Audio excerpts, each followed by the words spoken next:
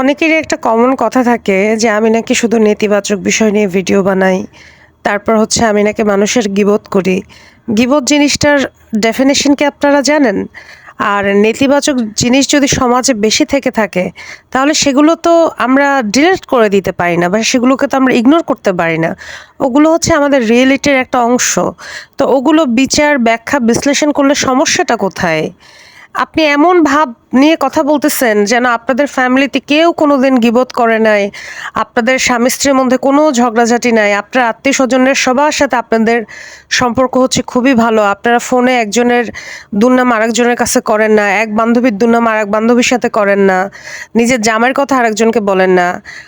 আমি media related issue নিয়ে কথা বলি। এখন মনে করেন এক নায়িকা যদি আরেক নায়িকার বিপক্ষে একটা কথা বলে, তো আমার তো পার্সোনাল ওপিনিয়ন থাকতেই পারে যে হ্যাঁ, এই নায়িকাটা সঠিক বলছে নাকি ভুল বলছে, বা এই নায়িকাটা এটাকে আদৌ মানে এই কাজটা করেছে সেটার যৌক্তিকতা কতটুকু। তো আমি একটা জিনিস ব্যাখ্যা করলে, একটা জিনিস নিয়ে আমার পার্সোনাল ওপিনিয়ন দিলে, সেটা তো কখনো গীবত বা পরচর্চা হইতে পারে না। আমি আমার পার্সোনাল ওপিনিয়ন তো জানাতেই পারি। আপনারা আমার ভিডিও দেখেন, আপনারা কি ওই যে বিভিন্ন রকমের নিউজ হয় সেখানে কমেন্টগুলো পড়েন না? সেখানে কমেন্টগুলো যারা লেখে তারা কি করে? ওই সমালোচনাই তো করে। তো তারা যেটা লিখে বলতেছে আমি হয়তো সেটা ওরালি বলতেছি, ভিডিও আকারে বলতেছি। এখন আপনাদের থেকে কি আমার পরামর্শ নিয়ে আমাকে ভিডিও বানাইতে হবে? এবং আপনাদের কথা মতো আমাকে আপনারা বলতেছেন যে আপু আপনি পজিটিভ দিক নিয়ে ভিডিও বানান। পজিটিভ দিক নিয়ে আমি কি ভিডিও বানাবো? আমি তো ভ্রমণ করি না যে আমি ট্রাভেল ভিডিও বানাবো। আমি তো ফুড ব্লগার না। আমার এটা তো কুকিং চ্যানেল না। আমার বাসায় রান্না করে হচ্ছে আমার মা, আমার শ্বশুরবাড়িতে রান্না করে হচ্ছে আমার শাশুড়ি। তো আপনারা আমাকে কি নিয়ে ভিডিও বানাতে বলেন? আমি কি ওই টিকটকারদের মতো নেচে গিয়ে তারপরে ভিডিও বানাবো? নাকি ব্লু ফেরি লায়লা, প্রিন্স মামুন এই টাইপের ভিডিও বানাবো? নাকি অপু বিশ্বাসের মতো ছাদে গিয়ে এক মগ চা খাবো আর বলবো যে কি ব্যাপার, দেখো আমি এত বড় মগে চা খাচ্ছি? মানে এটা কি আমার টাইপ? নাকি আমি কোনো বুবলির মতো কোনো নায়িকা যে আমি ছোট ছোট শর্ট রিলস দিব, হেঁটে যাব, একটু শরীর দুলাবো?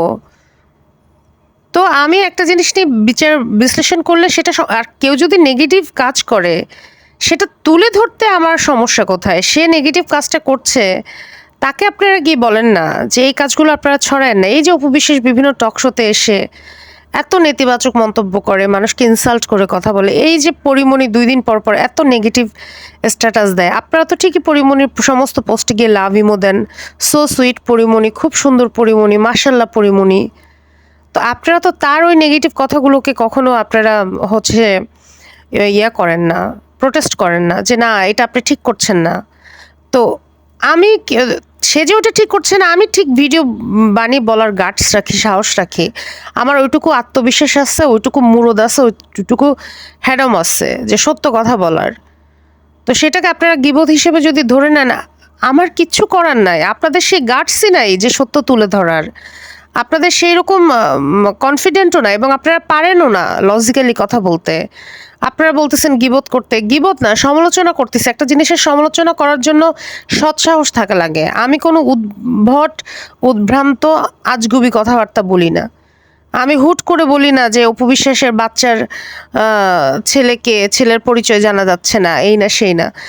রিয়েল ফ্যাক্টগুলো আমি তুলে ধরি এবং এটা আমি তুলে ধরবো। এটা আপনারা গীবত মনে করলে যে পৃথিবীতে যত সাংবাদিক আছে সবাই হচ্ছে গীবতকারী।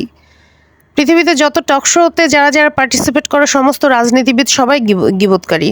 একটা ওয়াজে গেলে এক হুজুর আর এক হুজুরের বিরুদ্ধে কথা বলে।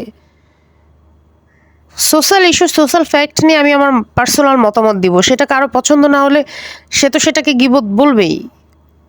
That is not my concern.